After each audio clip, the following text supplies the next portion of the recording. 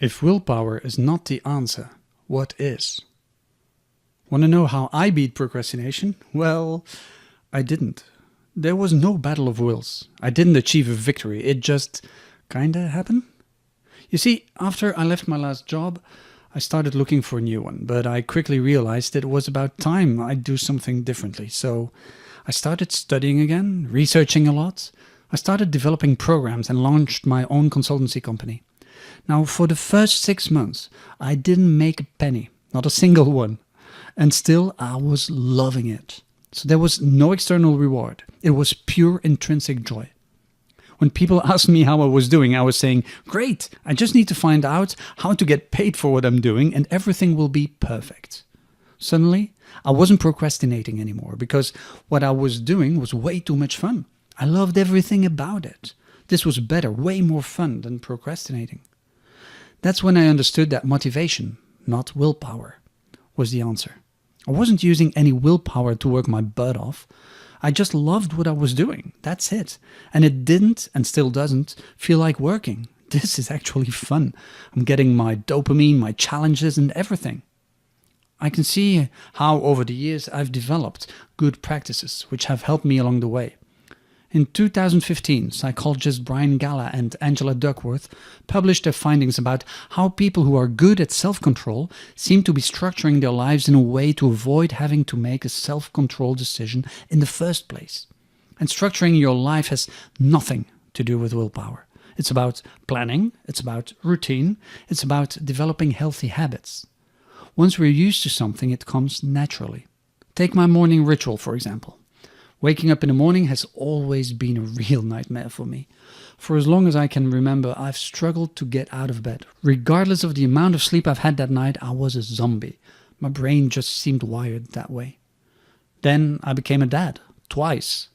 In order to give my wife a break, we've developed this routine where one night she would get up and the other night I would. It seemed only fair. So for about 5 years, my nights have been heavily disturbed, waking up at the most impossible hours. Sometimes after getting the kid back to sleep, I was the one who couldn't sleep anymore. So it was like living with a constant jet lag. However, whatever the sleepiness, anytime one of my kids would cry, I would just jump out of bed so my wife wouldn't wake up. Anyway, long story short, after 5 years of that rhythm, today, whenever I wake up, I get straight out of bed. It doesn't cost me any willpower. I'm just used to it. It has become a habit. I'm not even tempted to stay in bed anymore. When I wake up early, I just get out of bed and start my day. That would have never happened in the old days. But that's also because I look forward to each day. And we're back at square one, motivation. So let's have a look at the different strategies that we can use to gently slip out of procrastination instead of waging a battle of wills against ourselves.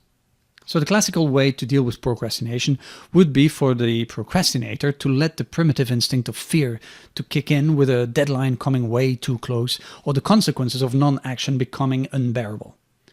The other way has always been to go to our conscious self, that little voice in our head, and start an arm wrestling contest and trying to overpower and override what we're naturally inclined to do. And I say, now forget all that.